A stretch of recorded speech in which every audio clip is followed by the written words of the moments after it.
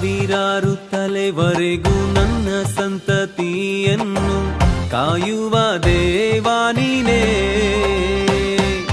ಸಾವಿರಾರು ತಲೆವರೆಗೂ ನನ್ನ ಸಂತತಿಯನ್ನು ಕಾಯುವ ದೇವಾ ನೀನೇ.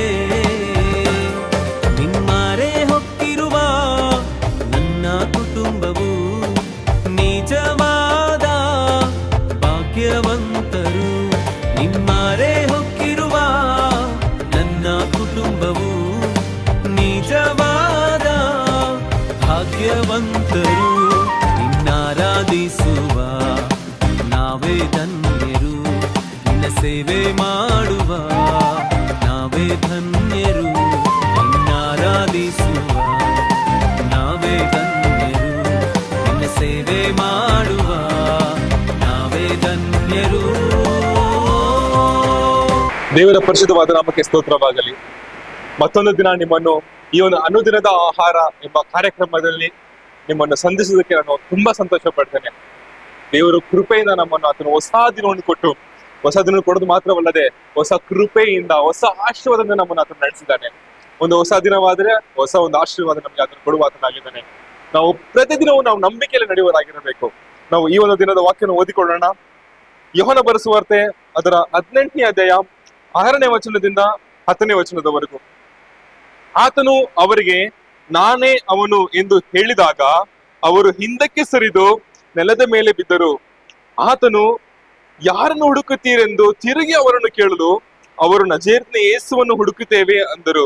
ಅದಕ್ಕೆ ಯೇಸು, ನಾನೇ ಅವನೆಂದು ನಿಮಗೆ ಹೇಳಿದನಲ್ಲ.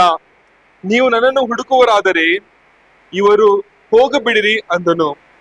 ನೀನು ನನಗೆ ಕೊಟ್ಟವರಲ್ಲಿ ಒಬ್ಬನಾದರೂ ನಾನು ಕಳಕೊಳ್ಳಲಿಲ್ಲವೆಂದು ಆತನು ಹೇಳಿದ ಮಾತು ಹೀಗೆ ನೆರವೇರಿತು. ಸೀಮೋನ ಪೇತ್ರನಲ್ಲಿ ಒಂದು ಕತ್ತಿ ಇತ್ತು. ಅದನ್ನು ಅವನು ಹಿರಿದು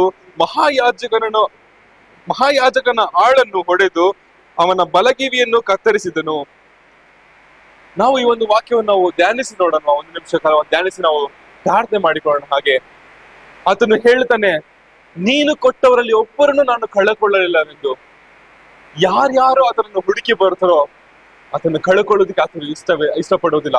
ನಾವೇ ಆತನನ್ನು ಬಿಟ್ಟು ನಾವು ಅಗಲಿ ಹೋಗುತ್ತೇವೆ, ಆದ್ರೆ ಆತ ನಮ್ಮನ್ನು ಬಿಟ್ಟು ಅಗಲಿ ಹೋಗುವುದಿಲ್ಲ.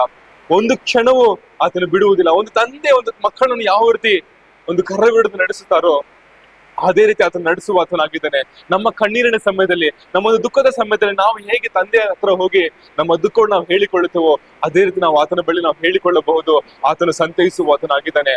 ಈ ಸಮಯ ನಾವು ಕಣ್ಣು ಮುಚ್ಚಿ ನಾವು ಪ್ರಾರ್ಥನೆ ಮಾಡಿಕೊಳ್ಳುವ. ಅಪ್ಪ ಪರಲೋಕದ ತಂದೆ ದೇವರ ರಾಜ ಏಸಪ್ಪ, ಈ ಕಾರ್ಯಕ್ರಮ ನೋಡ್ತಿರೋ ಒಬ್ಬೊಬ್ಬರು ರಾಜ ನಿಮ್ಮ ಸಣ್ಣದಿಗೆ ಒಪ್ಪಿಸಿಕೊಡ್ತೇನೆ ಹಚ್ಚಿಕೊಡ್ತೇನೆ ಏಸಪ್ಪ. ಅಪ್ಪ ಮನಸ್ಸಿನ ಆಳವನ್ನು ನೋಡುವ ದೇವರು ನೀನಾಗಿದ್ದೀರ ಹಚ್ಚಿಕೊಡ್ತೇನೆ ಅಪ್ಪ. ನೀವು ಅವರನ್ನ ಸಂತೈಸಬೇಕೆಂದು ಪ್ರಾರ್ಥನೆ ಮಾಡ್ತೇನೆ ರಾಜ. ಅಪ್ಪ ಯಾವುದೇ ಕರ್ತನೆ ಅನಾರೋಗ್ಯದಲ್ಲಿದ್ದಾರೆ ಹಚ್ಚಿಕೊಡ್ತೇನೆ, ಹಣಕಾಸಿನ ತೊಂದರೆಯಲ್ಲಿದ್ದಾರೆ ರಾಜ. ಅಪ್ಪ ಕುಟುಂಬದ ತೊಂದರೆಯಲ್ಲಿದ್ದಾರೆ ಹಚ್ಚಿಕೊಡ್ತೇನೆ ಏಸಪ್ಪ. ಅಪ್ಪ ನೀನು ಅವ್ರನ್ನ ಸಂತೈಸುವ ದೇವರಾಗಿದ್ದೀರ ರಾಜ್ಯಕರ್ತನೆ. ನಾವು ಜೀವಿಸುವುದು ಕರ್ತನೆ ರಾಜ.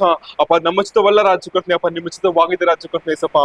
ಅಪ್ಪ ನಮ್ಮನ್ನು ಕರ್ತನೆ ಪಜ ನೀನು ಕೈಗೊಂಡಿದ್ದೀರ ರಾಜ್ಯಕರ್ತನೆ. ನಾವು ನಿಮ್ಮ ಮಕ್ಕಳಾಗಿದ್ದೀವಿ ರಾಜ್ಯಕರ್ತನೆ ಏಸಪ್ಪ. ನಮ್ಮನ್ನು ಬಲಪಡಿಸು ಕರ್ತನೆ ಅಪ್ಪ. ಈ ದಿನದಲ್ಲಿ ರಾಜ್ಯಕರ್ತನೆ ನಾವು ಮಾಡುವ ಕಾರ್ಯಗಳಿಗೆ ರಾಜ ನಮ್ಮನ್ನು ಅಭಿಷೇಕಿಸಿ ರಾಜ ನೀನು ಆಶೀರ್ವದಿಸಬೇಕೆಂದು ಪ್ರಾರ್ಥನೆ ಮಾಡ್ತೇನೆ ರಾಜ್ಯಕರ್ತನೆ ಏಸಪ್ಪ. ಅಪ್ಪ ಕರ್ತನೆ ಯಾವುದೇ ಕಾರಣಕ್ಕೂ ರಾಜ್ಯ ಕೊಡ್ತೇನೆ ನಾವು ಎಡವಿ ಬೀಳದಂತೆ ರಾಜ ನಿಮ್ಮ ದೇವದೂತರು ನಮ್ಮನ್ನು ಇಟ್ಟು ಕಾಯ್ದು ಕಾಪಾಡಬೇಕಂತ ಪ್ರಾರ್ಥನೆ ಮಾಡ್ತೇನೆ.